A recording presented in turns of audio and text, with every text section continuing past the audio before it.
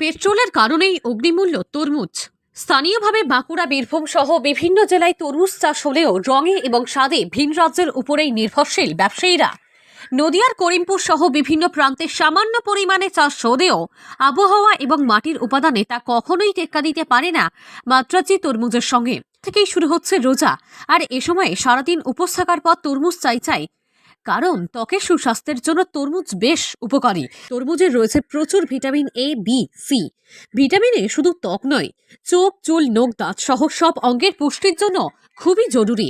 আবার এই আজকে থেকে ফার্স্ট শুরু হলো। আচ্ছা, কিরকম দাম টাম শুরুতে যেরকম থাকে? দাম তো শুরুতে যেমন আছে, দাম মোটামুটি হাই রেঞ্জের মধ্যেই বলা চলে এখন পর্যন্ত, যেহেতু রোজার মাস সেই হিসেব অনুযায়ী দাম বেশি আছে। চাহিদা কেমন বুঝলেন? চাহিদা এখন তো ওয়েদার তো এখন ঠিকঠাক নয়, চাহিদা এখন নর্মাল সেই হিসেবে, মালও অল্পই। কোথা থেকে আসে এই মাল? বাইরে মহারাষ্ট্র। আচ্ছা, কত রকমের ধরনের হয় তরমুজ? হয় তোমার এটা লম্বা কোয়ালিটি আছে, বিচন আলাদা হয়, তোমার গোল হয়, লম্বা হয়, সাদা হয়, কালার সব ভ্যারাইটিস রকমের হয়। কোনটা বেশি চাহিদা হয় সবচেয়ে? চাহিদা এটারই চাহিদাটা বেশি। আচ্ছা, প্রচুর পরিমাণে অ্যান্টিঅক্সিডেন্ট থাকার কারণে সারাদিনের ক্লান্তি দূরে সরিয়ে চনমনে হওয়া যায় চটজলদি। অন্যদিকে হার্ট অ্যাটাক সহ নানান রোগের মহা ঔষধি।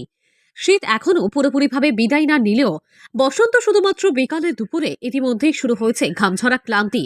আর এ সময় আমপোড়া, লেবু টক, দই, পুদিনা সব বিভিন্ন শরবতের মতন পথে ঘাটে তরমুজের জুস খাওয়া শুরু হয়েছে প্রখর রৌদ্রের উষ্ণতার হাত থেকে ত্বককে বাঁচাতে। অন্যদিকে মহিলারাও ত্বকের পরিচর্যার জন্য তরমুজকে প্রাধান্য দিয়ে থাকেন। তাহলে দামের চলবে তো? মালের থেকে গাড়ির ভাড়া দামটাই বেশি হয়ে যায়, কস্টিংটা যার জন্য বেশি পড়ে যায়। আর আচ্ছা, লেবার এর পেছনে অনেক লেবার টেবার থাকে, তাদেরও তো একটা পারিশ্রমিক দিতে হয়, তাতে করে কষ্ট আসে, তাতে করে দেখা যাচ্ছে প্রায় একটা হ্যাবক দামে পড়ে হয়ে যায়। এটা সবে শুরু হয়েছে, তো আবার যখন 2-4টে গাড়ি শুরু হয়ে যাবে তখন আবার দামটা একটু পড়তে শুরু করবে। তবে এই তরমুজ ব্যবসায়ীরা বলছেন, গতবারের মতন এবারেও শুরুতেই পাইকারি 20-22 টাকা এবং খুচরো 30 টাকার কাছাকাছি রয়েছে, কিন্তু ক্রমবর্ধমান পেট্রোলের মূল্য বৃদ্ধির কারণেই নাকি এই দাম।